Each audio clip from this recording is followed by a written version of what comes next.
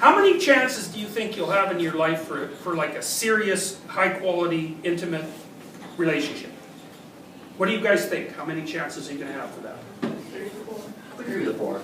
Okay, that's good. That's good. Yeah, I would say you probably top out at about 5. Okay. 2 down, 3 to go. So, okay, so, you know, that's not that many chances. Plus, you get old quick. You know, by the time you're 45, you're not going to have a family. And well, you can do that sometimes if you're male. If you're female, maybe, but it gets pretty rough. And you're looking probably at that point at a fair bit of in vitro and that sort of interaction. It's tough, it's hard on people. So, you know, not only do you not have that many chances, you don't have that much time. So you got to get it right. So if you get it wrong, it costs you. Like maybe it'll cost you 5 years. 5 years is a long time. So, and 3 5-year costs is like,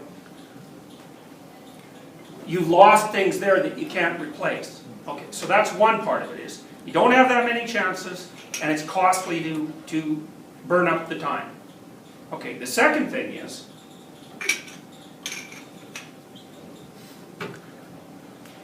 a divorce is very complicated. Like, it's not so bad if you get divorced to someone who's reasonable.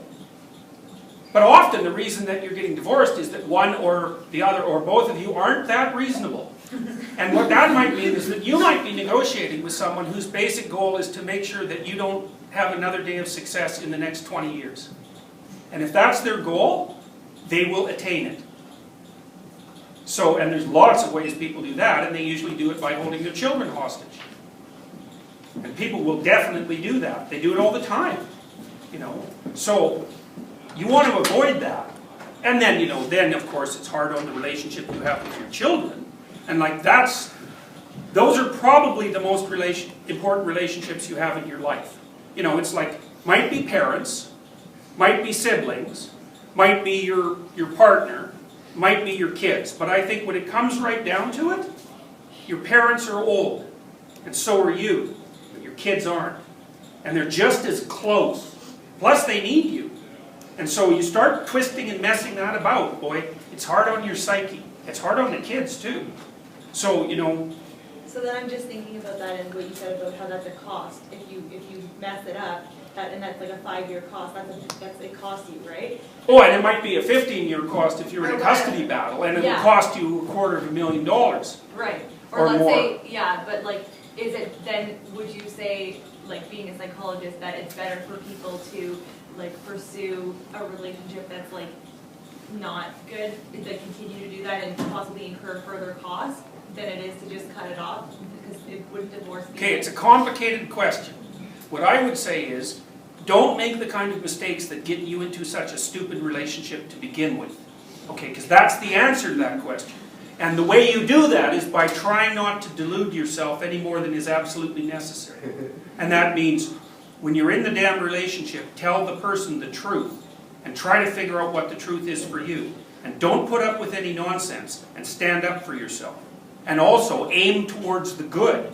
You know, if you do all those things, then your relationship is probably going to work. If you're trying to do all those things, really, and you have a partner that will not do that, then leave. But it's a rare person who won't do that if they're stepped along the way properly and they learn how to do it. Now, not everyone's like that, because you do run into some people who are basically devoted towards mayhem and trouble. You know, but usually, you know, a person is a balance of striving for the good and, you know, messing about in the hell. And, you know, you're both like that when you start a relationship, and you try to tilt it towards the good. And then you won't run into that problem. So, but you have to do that right from the beginning of the relationship, you know. It doesn't take that much to corrupt a relationship so that it's not really salvageable. Enough mistakes, 3 or 4 acts of infidelity, you're done. You aren't going to come back from that, because the fundamental element of trust has been removed. And then you can't communicate with the person because you don't know if they're telling you the truth, and then you don't know if you're dealing with reality. And if you're not dealing with reality with your partner, it's like, good luck fixing that. It's like you're working on a ghost car while the real one is sitting in the shop with the motor out, you know. It's not going to get you anywhere. So a lot of the issue is don't get in the trouble to begin with. If you are in the trouble, well, then you try to straighten yourself out and see if you can fix it. Well, if you can't, your options aren't great. And it depends on the particularities of the situation. Now, no, I have people that I counsel, it's like, leave that person. And the rule is, they're lying to you, they aren't aiming up, and you won't be able to tolerate being with them for 10 years without becoming resentful, alcoholic, and homicidal. So that's a bad outcome. There's nothing you can do to avoid it, so you might as well leave. But you know, you have to have that sorted out. It has to be the truth, because it's no fun. It's no good to leave someone who's struggling in the lurch, you know, and you think, well, I'm with this person, they're not going anywhere, you know, maybe they have an alcohol problem, and they're resentful. It's like, but I'm all they've got. Well, they bloody well better want to fix that, because you're not going to be able to fix it. All that'll happen is you'll end up in the same place. Now, if they really want to fix it, more than anything, and they're willing to tell the truth about it, and willing to interact with you, then there's a ghost of a chance you might pull through it. But it's very hard to fix someone, and it's really hard to fix someone who does not want to be fixed. And there's lots of people like that. So. I was just going to say, like, a personal anecdote. My parents divorced when I was like 3. So I know that a lot of people say, like, you're harming the kids if you get divorced. And I've had to deal with a lot of, like, the tension between, like, choosing your parent and which one to agree with.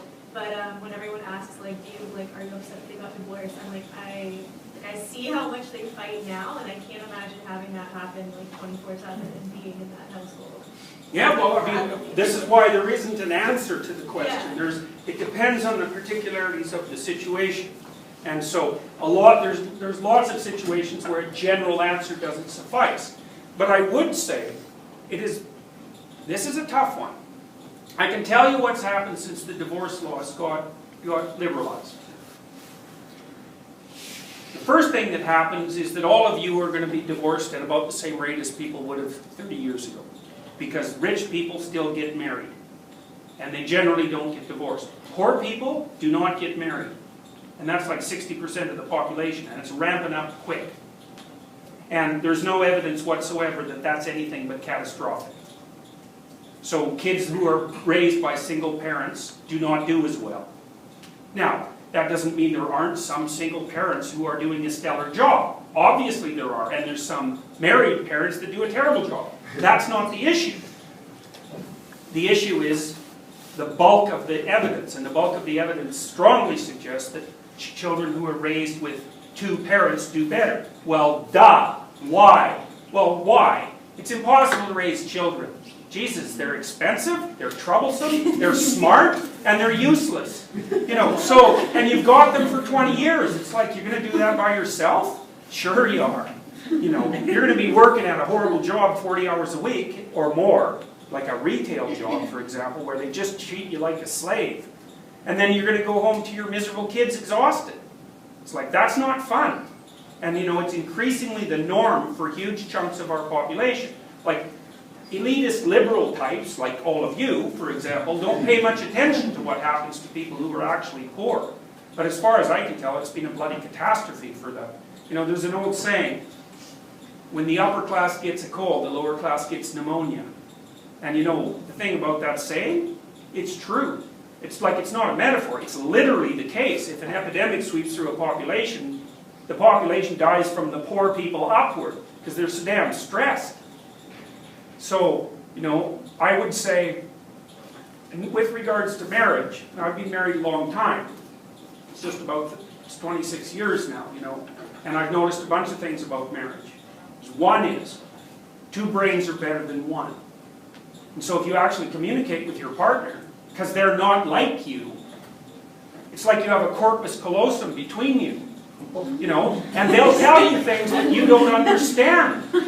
You know, like when you're being stupid, you know, in a typically feminine way, say, or a typically masculine way, or in whatever stupid way you manage to be stupid. They'll point that out to you, you know, and that can be really helpful, even though it's extremely annoying, you know, and they can help you make decisions, and they're a good place They're a good place to confess to.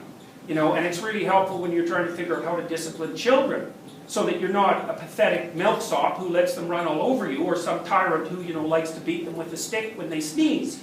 You know, hopefully you kind of find some pleasant middle ground in there. And it's a lot easier to do that with 2 people than with 1. And then they can spell you off when you're exhausted. Particularly useful if you have small children, because you will be exhausted when you have small children. You know, plus the narrative of your life has continuity. And that's nice. You know, and if your home is set up properly, it's actually a pleasure to go to it. You know, it is a buttress against the chaotic and uncaring external world, because the external world in many ways doesn't give a damn about you. You know? So if you go home and it's set up reasonably well, it's like, hey, you've got somewhere to belong.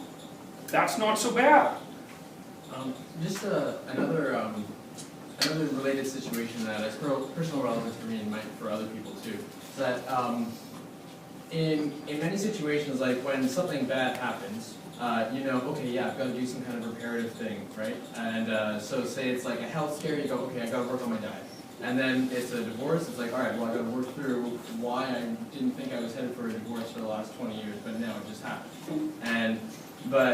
But in some situations, people know they got to repair, but they don't want to get something that would actually be repairing. So they go to people who are specialists in like other areas of like personal, psychological dealings and stuff like that. Anything but divorce, like attention deficit. Work on your attention skills, or like work on these, or like assertiveness training or something like that. But like they're diligently avoiding the heart of the matter.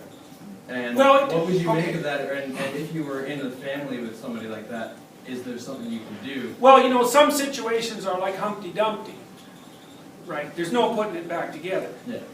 Now, but again, in terms of avoidance of those situations, it's like, you think about that hierarchy again. Well, divorce is a low-resolution, high-impact solution, because it just tears a chunk of that hierarchy out and throws it away. That's a lot, and it's costly. Yeah. It's going to hurt you. Okay, so then you think, well, what might you do instead of that? And the real answer is solve the damn problems as they arise. You know, and that's hard, and it requires drilling down. It really requires drilling down. So one of the things I want to build, for example, which I haven't built yet, it's kind of like going to be like this future authoring thing that you guys do. I want to build a problem-solving matrix for couples. Because here's how not to get divorced from your wife. Figure out how to set the table properly. Now, what does that mean? It's really, really complicated. It's like, who's going to cook?